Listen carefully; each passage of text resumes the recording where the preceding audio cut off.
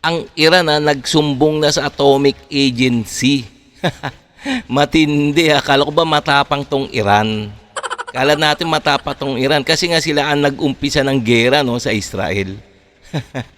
At ang Iran ang Iran nuclear site daw wawasakin na ng Israel. Yan, ayan Tsaka isa pa, ang South Korea talaga galit na. Alamin na natin kung bakit nagalit na. So, itong ating bibigyan ng reaction video, komentaryo, suggestion, kung ano man yung mga sa inyo sa loob, pwede rin naman kayo mag-comments dyan sa baba. Ito yung mga mainit na balita, mainit na balita sa buong mundo. Alam nyo naman, ang Iran at ang Israel ngayon ay kasalukuyang nagbabanatan, no? Dahil nga ginugulo nila yung Israel. Ito yung ating bibigyan ng reaction video So, okay no, umpisa na natin kung bakit ba parang bata tong Iran na nagsumbong. Mga idol at kabayan, breaking news. Matapos kumalat ang impormasyong aatake ang Israel sa Iran, nagpanik agad na nagsumbong at nagprotesta sa International Atomic Energy Agency dahil isa sa mga target ng Israel ang kanilang nuclear facility. Naku, Iran, kabado. Akala ko ba Iran ang tapang? Ngayon, humingi ng tulong sa International Agency. Hamas, desperado na kinakausap ang mga bansa sa Middle East para i-pressure ang Israel na itigil na ang opensiba nito sa Northern Gaza. Ramdam ng Hamas ang hagupit at puwersa ng mga sundalo ng Israel na hindi nila nararanasan. Noon pa, South Korea magpapadala ng mga armas sa depensa, pati opensa at maging sundalo sa Ukraine kapag sumali sa digmaan ng Russia ang North Korea. United Kingdom nanawagan sa United Nations na kapag pumasok ang mga sundalo ng North Korea sa Russia, ito ay illegal at hindi tama. Mas lalo lang makakasama at makapalala pa sa digmaan sa Europa. Iran nababahala sa gagawing ganti ng Israel laban sa kanila matapos lumabas ang dapat sanay sikretong detalye ng paglunsad ng pag-atake ng Israel sa Iran. Mga opisyal ng Iran nagpanik, nag-apela na agad ng protesta sa International Atomic Energy Agency dahil kasama sa mga posibleng target ng Israel ang nuclear facilities ng Iran. Naku, isa na namang indikasyon na walang kakayahan ang Iran na depensahan ang mga pasilidad dito sa nalalapit na paglusod ng Israel sa kanila. Kaya't nagbabakaawa ang mga opisyal ng Iran ngayon sa international na komunidad na kausapin at i-pressure ang Israel na wag ituloy o itarget ang mga mahalagang infrastruktura sa loob ng kanilang bansa. Nakakatawa talaga itong bansang nagtatapang-tapangan. Kala ba natin na matapang tong Iran, no? Tingnan mo, humihingi na sila ng tulong. Nakikiusap sa mga ibang bansa na pakiusapan ng Israel na wag na silang bombahin. Lalong-lalo na ang target ng Israel ngayon ay yung nuclear facilities ng Iran. Sino ba kasi nag-umpisa? 'Di ba? Sino naman kasi nag-umpisa ng gera? 'Di ba? Ang Iran naman, 'di ba? Siyempre, natural na gaganti ang Israel. Mas matindi ang ganti ng Israel kasi nga nananahimik ang Israel tapos papaulanan sila ng ng missile. Mali talaga tong Iran na to, no? Matapos nilang paunahan ang Israel ng 200 long-range ballistic missile, sila pa ngayon ang may ganang umapila sa mundo. Takot, pagkabahala at kaduwagan ng Iran, ramdam na ramdam. Tingnan nyo naman, napakaduwag talaga nitong Iran, no?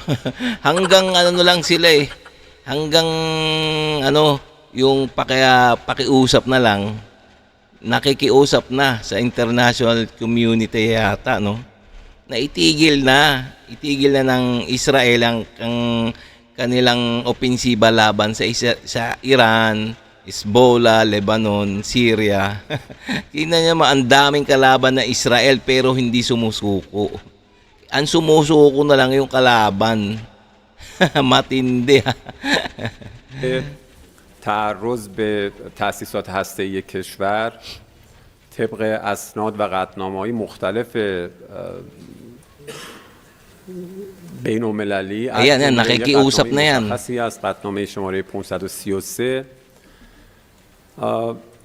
محکوم و مردود هست. Eto pa ang isa mga kabayan, Hamas, desperado na umapilas sa mga bansa sa gitnang silangan na ipresyur daw ang Israel at ang mga taga-suporta nito tulad ng Amerika na tigilan na ang ginagawang operasyon ng Israel Defense Force sa Northern Gaza Strip. Ito ay matapos tuloy pa rin ang ginagawang O, tingnan nyo, pati ito yung mga Hezbollah sa Gaza, no?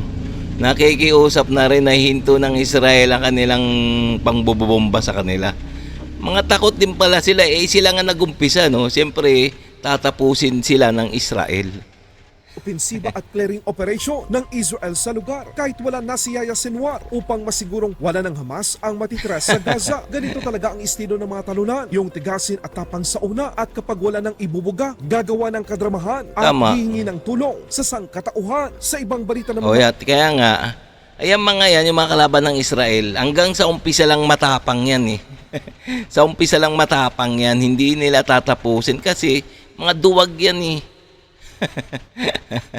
mga kabayan, matapos mapag-alaman ng South Korea na nagpadala si Kim Jong-un ng mga sundalo nito sa Oh, Russia, isa pa yan. Konsidera na rin ngayon ng South Korea na magpadala ng mga armas maging mga sundalo sa Ukraine. Matapos itanggi ng North Korea na nagpadala ito ng nasa 1,500 sundalo sa Russia, agad namang sinumo ng South Korea ang Russian ambassador nitong Lunes. Ayon sa South Korea, ito ay isang illegal. Hindi lamang ito banta sa seguridad ng Ukraine, kundi maging sa buong mundo. Ayon sa Seoul, posibleng magbibigay sila ng mga armas pang depensa at kung sakaling mas tumindi pa ang sitwasyon, ikokonsidera din nito ang pagpapadala ng mga armas na pwedeng gamitin ng Ukraine sa opensa. Delikado to mga kabayan, hindi basta-basta ang mga gamit pandigma ng South Korea. Sila lang naman ang nasa ikasampung bansa sa ngayon na taga-supply sa mundo ng iba't ibang mga kagamitan sa pangdepensa at opensa, mapatangke, multiple launch rocket system, anti-missile defense system, mga barkong pandigma at mga fighter jets. Wow, matindi ah. Matindi yung mga armas ng ng South Korea. Ang ginagawang pagiging agresibo ng North Korea at mga banta nito sa Korean Peninsula. Ito ay isang drama lamang para pagtakpan ang ginagawa nitong pag-supply ng mga armas at pagpapadala ng mga sundalo sa Russia. Yes, Kaya't tama. habang maaga pa nagpahayag ang South Korea na umalis sa Russia ang mga sundalo ng North Korea. 차장의 브리핑을 시작하도록 하겠습니다. 네, 안녕하세요.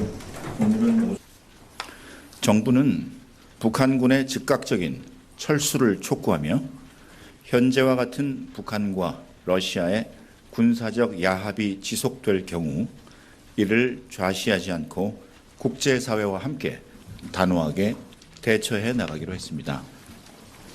정부는 북한의 전투병력 파병에 따른 러북 군사협력의 진전 추이에 따라 단계적인 대응 조치를 실행해 나갈 것입니다. 행위라고 시작하고 이를 강력히 비판했습니다.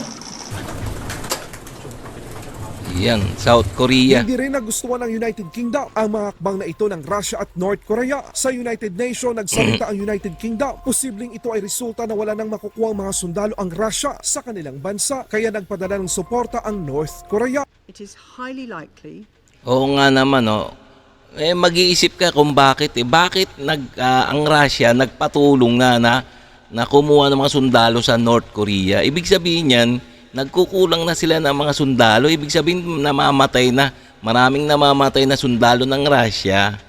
Kaya nagkukulang na sila ng sundalo. Kaya nga humingi na ng tulong eh.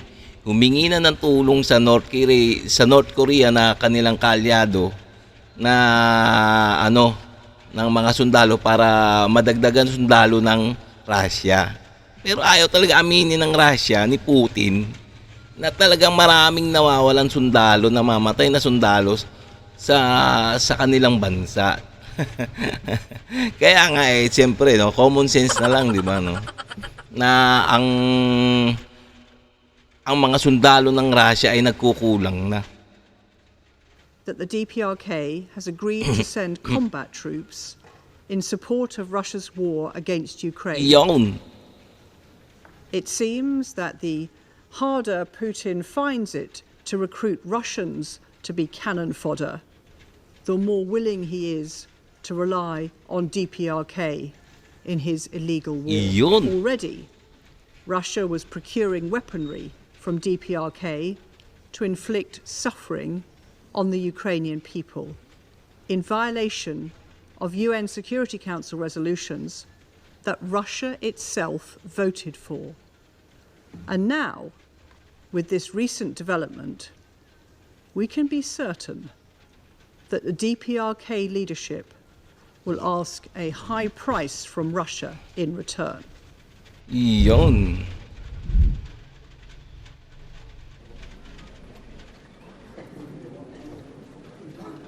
Tingnan nyo naman, ayan ha. Nagmi-meeting na. L'ordre du jour provisoire de la présente séance est maintien de la paix et de la sécurité de l'Ukraine. L'ordre du jour est adopté.